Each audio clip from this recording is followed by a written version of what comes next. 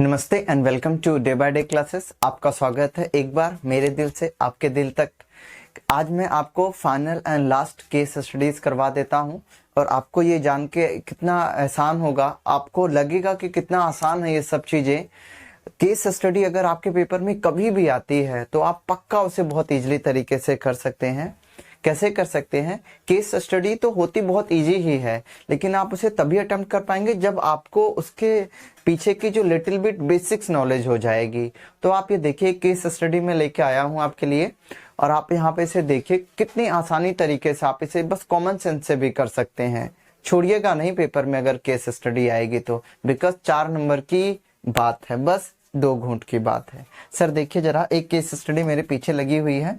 अब आप इसको देखेंगे तो मैं पढ़ूंगा आपके लिए और फिर हम दोनों लोग मिलजुल के इसका प्रोग्राम को आगे बढ़ाएंगे, ठीक है? देखिए जरा, कहता है इन सब पंचायत को करने से पहले 2-3 चीजें मैं आपको बता देता हूं। जरा प्यार और मोहब्बत से इस बात को मेरे समझिएगा। हमारे पास दो टाइप का कॉम्बिनेशन चलता है। जो पहला कॉम्बिनेशन चलता है उसे हम लोग बोलते हैं,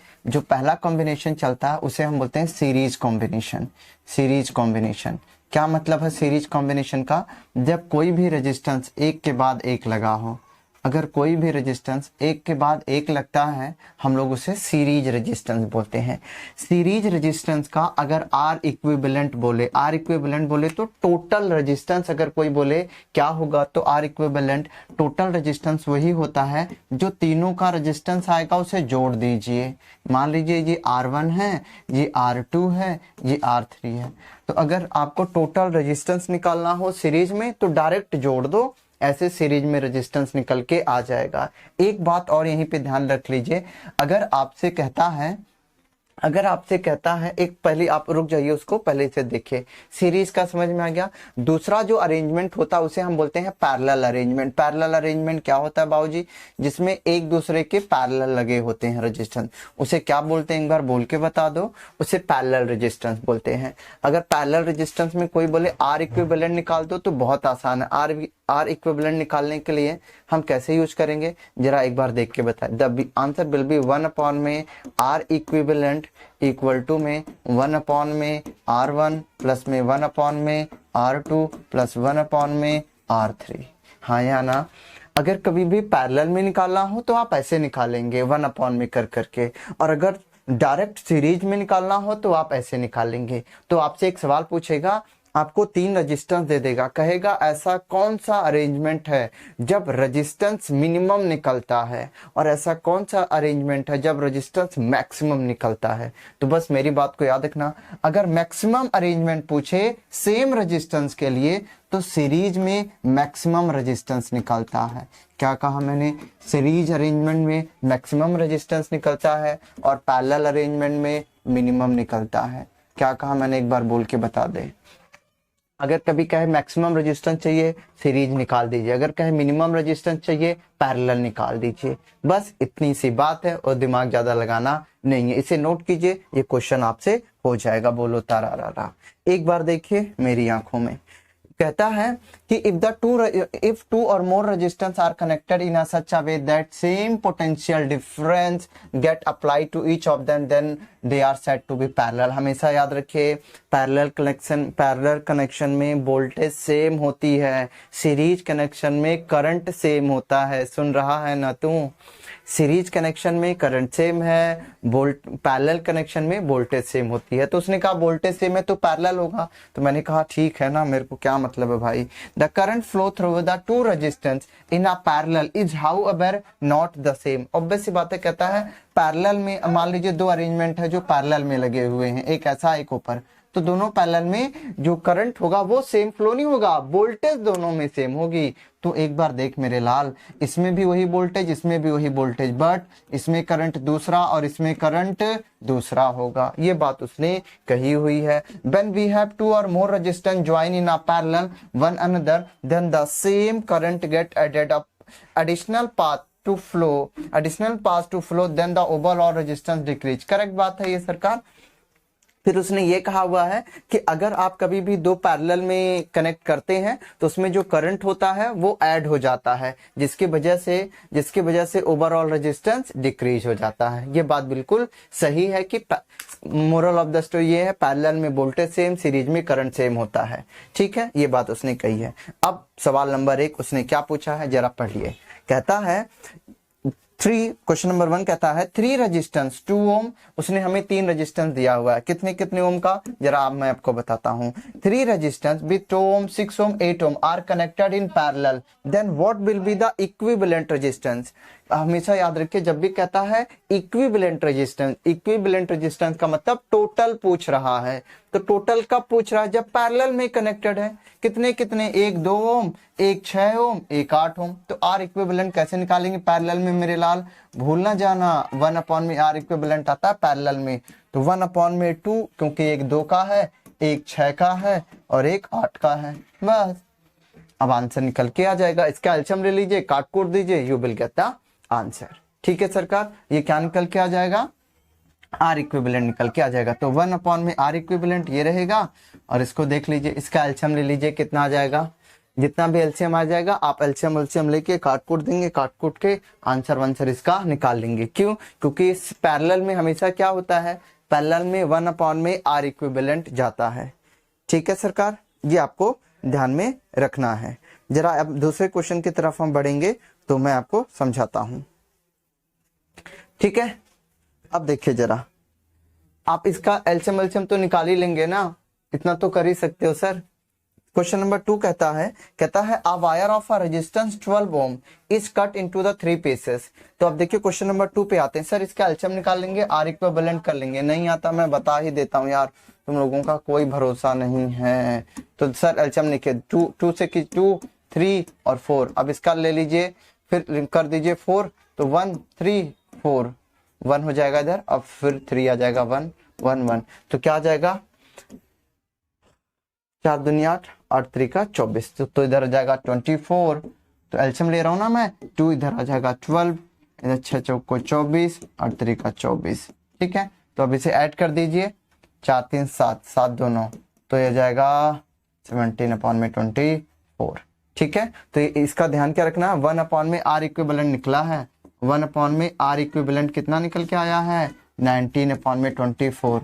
तो मुझे 1 में आर इक्विवेलेंट नहीं चाहिए, मुझे क्या चाहिए, मुझे 1 में आर इक्विवेलेंट नहीं चाहिए, मुझे क्या चाहिए, मुझे चाहिए आर इक्विवेलेंट चाहिए। तो आर इक्विवेलेंट कैसे निकलेगा देखना जरा। तो देखो यहाँ पे 1 में आर इक्विवेलेंट क्या निकल के आया है, 1 में आर इक्विवेलेंट निकल के 19/24। तो आर इक्विवेलेंट कितना निकल के आ जाएगा, आर इक्विवेलेंट निकल के आ जाएगा, उल्टा कर दो दोनों को, इसको भी उसको भी, तो 19/4। ठीक है, तो इतना आपका आंसर निकल के आ जाएगा। ठीक है ना, ये बात आप देख लेंगे तो आई होप आप समझ पाएंगे इसे। बस एलसीएम लेना, आप देख लेना, खुद ही समझ लेना क्या किया है क्या नहीं किया है। अगला सवाल देखते हैं जरा। क्वेश्चन नंबर 2 कहता है 3 resistance 2 ohm 6 ohm 8 ohm are connected in a parallel, then what will. तो ये तो गया था। कहता a wire of a resistance 12 ohm. देखो कोई एक वायर है जिसका रेजिस्टेंस कितना है सर, 12 ओम है इसका रेजिस्टेंस। आप इसे ध्यान से समझिए, क्या पेपटी बनाई है यार। कहता a wire of a resistance 12 ohm is connected into 3 equal pieces. तो कहता एक 12 ओम का रेजिस्टेंस है जिसे हमने क्या किया, 3 इक्वल पीसेस में कट कर दिया है। ठीक है, and then twisted their end together, then what will be. कहता है कि एक वायर थी जिसकी 12 ओम रेजिस्टेंस थी, उसको हमने 3 पीस में कट कर दिया। कितने पीस में, 3 पीस में कट कर दिया। फिर इन्हीं तीनों पीसेस को हमने ऐसे अरेंज कर दिया पैरेलल। तो कहता है जब एक वायर रेजिस्टेंस होगी 12 की, उसे 3 में कट करके उसे पैरेलल अरेंजमेंट दे दोगे तो उसका रेजिस्टेंस कितना होगा। सोच के देखो सर, ये 3 पीसेस थे, 3 पीसेस में क्या ना 12 को, जैसे 3 को 12 में करोगे तो इसका, इस वायर का क्या आएगा 4, इसका भी 4, इसका भी 4। हाँ या ना देख लो, 3 को 12 में करेगा 4 4 आएगा कि नहीं, हाँ या ना, 4 4 में कर दिया। तो इसका मतलब ये हुआ, यही पहली वाली वायर इसका रेजिस्टेंस 4 ओम है, ये बीच वाली का भी 4 ओम है, इस लास्ट वाली का भी 4 ओम है। इसको किस में अरेंज कर दिया, पैरेलल में। तो पैरेलल में निकालने के लिए 1 आर इक्विवेलेंट क्या हो जाएगा, 1 में R1। तो R1 है 4, दूसरा भी R4 है, तीसरा भी R4 ही है, हाँ या ना। देखो ना, तीनों के तीनों 4 हैं, तो आपको पता है 1 अपॉन में आर इक्विवेलेंट क्या हो जाएगा, यही होगा, क्योंकि जब चारों देखो नीचे वाला बेस सेम है तो 1 आ जाएगा, ऊपर क्या आ जाएगा 3। तो आर इक्विवेलेंट 1 अपॉन में आर इक्विवेलेंट 3/4। तो मुझे आर इक्विवेलेंट चाहिए तो इसे पलट दो, तो आर इक्विवेलेंट यहाँ से क्या निकल के आ जाएगा, आर इक्विवेलेंट यहाँ से क्या निकल के आ जाएगा, मैं दूसरे कलर में लिख देता हूँ आपके लिए। तो यहाँ से आर इक्विवेलेंट, देखो इसको पलट रहा हूँ, तो आर इक्विवेलेंट क्या आ जाएगा, आर इक्विवेलेंट इक्वल टू में आ जाएगा 4 अपॉन में 3 विल बी माई आंसर। किसके लिए सर, ये ऑप्शन नंबर 2 के लिए। ये समझ में आया आपको, मैंने क्या कहा, मैंने यही क्या, देखो एक बार और बता रहा हूँ। एक लंबी सी वायर थी 12 ओम की थी, उसे कहा 3 पीस में काट दे, 3 पीस में काट दिया तो 4 ओम डिवाइड हो जाएगा। फिर उसने कहा उसी 4 ओम को पैरेलल में लगा दे, 4 को पैरेलल में लगा दिया तो 3/4 आया। मुझे 1 अपॉन में आर इक्विवेलेंट नहीं, आर इक्विवेलेंट चाहिए, तो मैं इसे उलट दूंगा, आर इक्विवेलेंट ऊपर, नीचे 1 आ जाएगा और इधर उसको उल्टोगे तो 4 अपॉन में 3, this will be the my answer. अगला सवाल समझ गए ना आप, देख लो, कुछ करना है कर लेना इसको, देखो जरा जल्दी से। ओके, नेक्स्ट क्वेश्चन कहता है, हाँ इसमें सही दिया जगह हो गया कुछ, इसमें देखिए कहता है 3 रेजिस्टेंस आर कनेक्टेड एज सोन। सर ये देखिए कनेक्टेड है ना, इसमें इस तरीके से कनेक्टेड, ये कैसे कनेक्टेड है sir, these all are connected in a parallel. जब सबके टर्मिनल एक ही जगह मीट करते हो, देखो इस 6 ओम के भी यहीं पे मीट कर रहा है, इस 3 ओम का भी यहीं पे मीट कर रहा है, और इसका भी यहीं पे मीट कर रहा है। जब तीनों के एक ही जगह मीट करते हैं, दिस इज कॉल्ड पैरेलल। तो क्या आर इक्विवेलेंट चाहिए, तो आर इक्विवेलेंट पैरेलल का क्या होता है, 1 अपॉन में आर इक्विवेलेंट, पैरेलल के लिए 1 अपॉन में आर, तो 1/6, 1/3 प्लस में 1/1। बस इसका वंस अगेन एलसीएम ले लोगे, आंसर आ जाएगा। एलसीएम तो 6 ही आएगा, तो इधर 1 आ जाएगा, इधर 2 आ जाएगा, ठीक है ना, और इधर 6 आ जाएगा, तो क्या हो जाएगा, 6 3 9/6, 3 3 जा 9, 3 2 जा 6।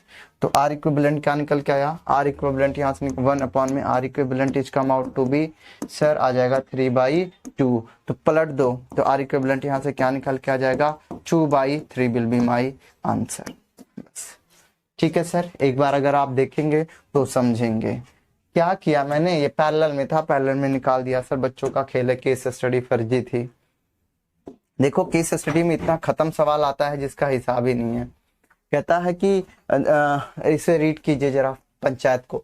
Following question based on a table given related to the, एक table study this table related to the blood sugar level. याद रख ले, कोई भी चीज ब्लड शुगर से रिलेटेड यहाँ पे गिवन करिए, कुछ भी मेरे को मतलब नहीं है। और जो टेबल ए है ब्लड शुगर से रिलेटेड है, ये टेबल ए है, और टेबल बी है ब्लड शुगर का चार्ट है, ठीक है, ब्लड शुगर की रिपोर्ट है। ये बी में किसी की रिपोर्ट है एक्स बंदे और वाई बंदे की, और यहाँ पे ये चार्ट गिवन है कि कब अच्छा होता है, मतलब कब शुगर लेवल अच्छा है, कब शुगर लेवल ठीक ठाक है, कब शुगर लेवल एकदम बेकार है, डॉक्टर के पास दफा हो जाओ। तो वही कहता है कि पहले क्वेश्चन में ये कहा है, refer the table B showing the blood report of the level of a glucose patient X and Y, infer the disease which can be diagnosed from the given data। एक चीज बता, बिना दिमाग लगाए बता, शुगर लेवल से कौन सी बीमारी होती है, डायबिटीज होती है। शुगर लेवल बढ़ेगा ना बॉडी में तो डायबिटीज होगी, और क्या बीमारी होगी। तो इसने शुगर लेवल की ही दे रखा है, तो उसके कौन सी बीमारी होने वाली, एक्स और वाई को, ऑब्वियस सी बात है डायबिटीज होने वाली है। ठीक है सरकार, कौन सी बीमारी होगी, डायबिटीज होने वाली है। तो फर्स्ट का आंसर क्या होता है, हो जाएगा डायबिटीज हो जाएगा। ठीक है सर, इसका डायबिटीज हो जाएगा, पहले का आंसर डायबिटीज। दूसरा, identify the hormone whose level in a blood is responsible for the above. Sir आपको पता है ना, अगर पेनक्रियास से इंसुलिन हार्मोन नहीं निकलता है तभी डायबिटीज होता है। तो कौन सा हार्मोन रिस्पॉन्सिबल है, इंसुलिन। कौन सा हार्मोन, इंसुलिन, हाँ या ना, पढ़ने की भी जरूरत नहीं है। मैंने कहा ना केस स्टडी तभी होगी जब थोड़ा बेसिक्स नॉलेज रखेंगे, खत्म चीजें देता है ये। कौन सा हार्मोन है, इंसुलिन हार्मोन निकलता है। कौन सा, डायबिटीज।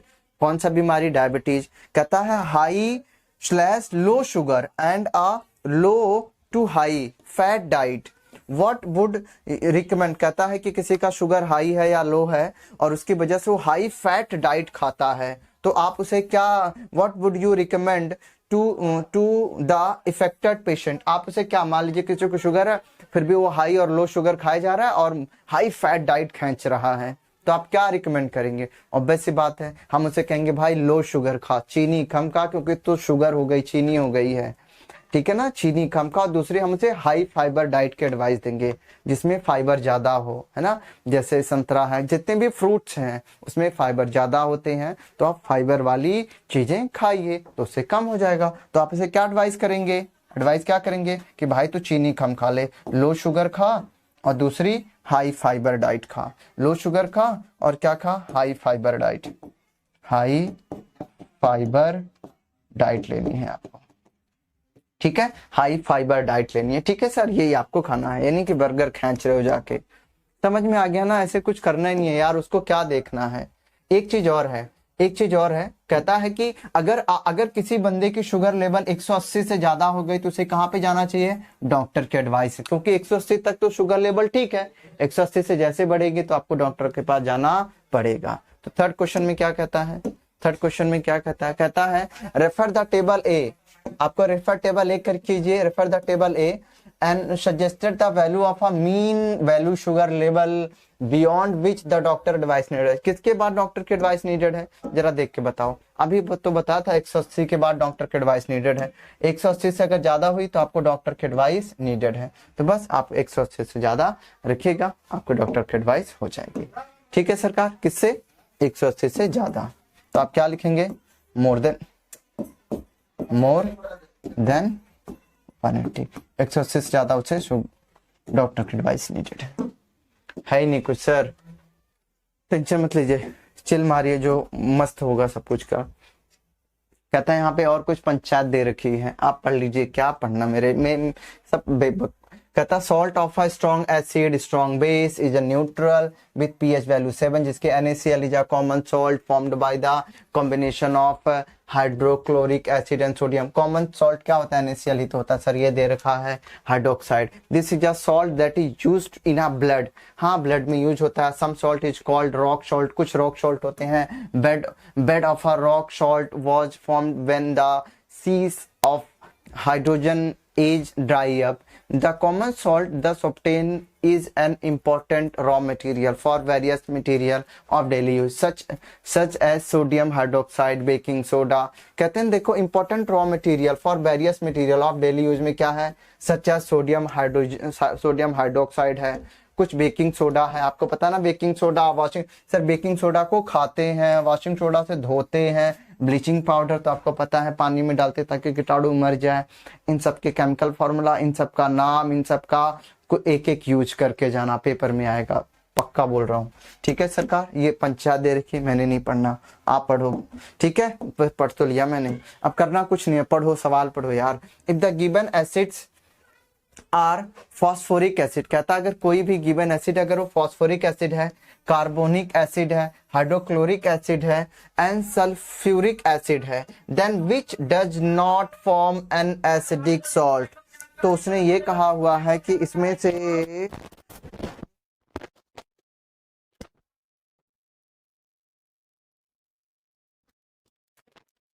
तो उसने यही कहा हुआ है इसमें से, कहता है इसमें से, आपको पता है ना जितने भी मेटल्स होते हैं, जितने भी एसिड होते हैं, ठीक है, मेटल बोल दो या एसिड बोल दो, जितने भी मेटल हो या एसिड होते हैं वो हमेशा जितने भी एसिडिक सॉल्ट होता है ना, कहता है given that acidic are phosphoric acid, carbonic acid, hydrochloric acid and the sulphuric acid, then which acid does not form an acidic salt. कहता है इसमें से कौन सा एसिडिक सॉल्ट नहीं बनाएगा। तो देख लो, जल्दी से देखो जरा, कौन सा इसमें एसिडिक सॉल्ट नहीं बनाएगा। तो अब सोच के देखो इसमें से एसिडिक सॉल्ट कौन सा नहीं होगा।